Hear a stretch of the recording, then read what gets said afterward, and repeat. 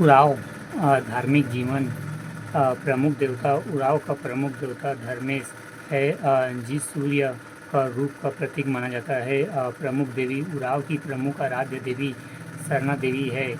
इस जनजाति के प्रमुख त्यौहार उराव का प्रमुख त्यौहार सरहुल है, जो चैत्र पूर्णिमा को आयोजित किया जाता है। साल वृक्ष में फूल आने पर सरहुल उत्सव का आयोजन किया जाता है।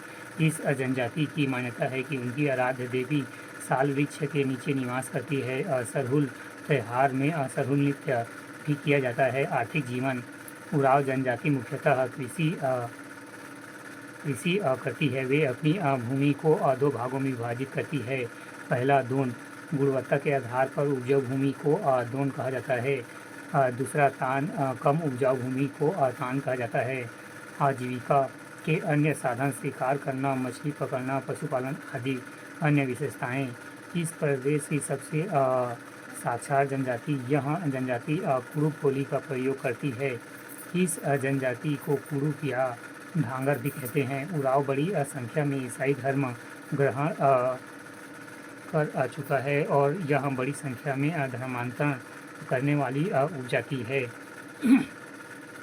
त्यौहार व उत्सवों में चावल की बनी शराब हांडिया का सेवन करते हैं। इनकी युवा गृह को धूमकुरिया कहा जाता है। रसोवर घर पर ही सियानी बुजुर्ग स्त्री को देख रेख में कराया जाता है। उराव के प्रत्येक गांव में एक नृत्य का मैदान होता है, जिसे अखाड़ा कहा जाता है। अंगरिया सकेंद्र एवं उत्पत्ति सकेंद्र बिलासपुर, रायपुर, कवर्धा आदि सामान्यतः मान्यता है कि जनजाति गोंड से अलग हुई एक उपजाति है, जो कालांतर में स्वतंत्र जाति के रूप में अस्तित्व में आई।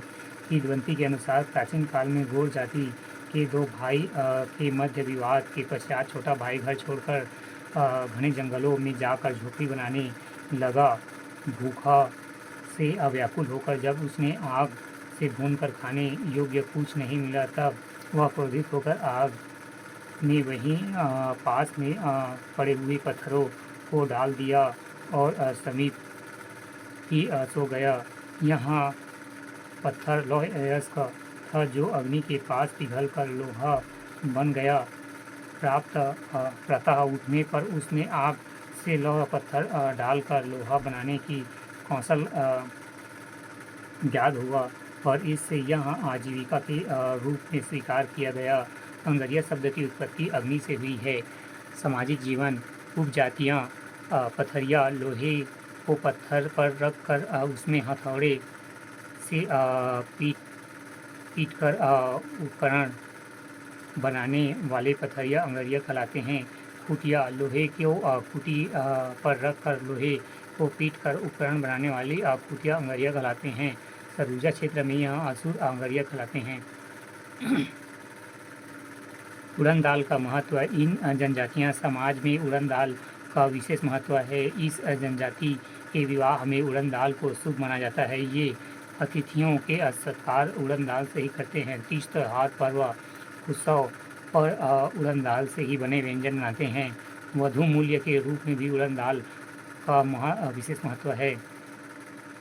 मृतक संस्कार यहाँ जनजाति मृतक को दफनाने एवं तीसरे दिन नहावन करने, जिसमें मुंडन आदि किया जाता है। 10वें दिन मिट्टी भोज देते हैं।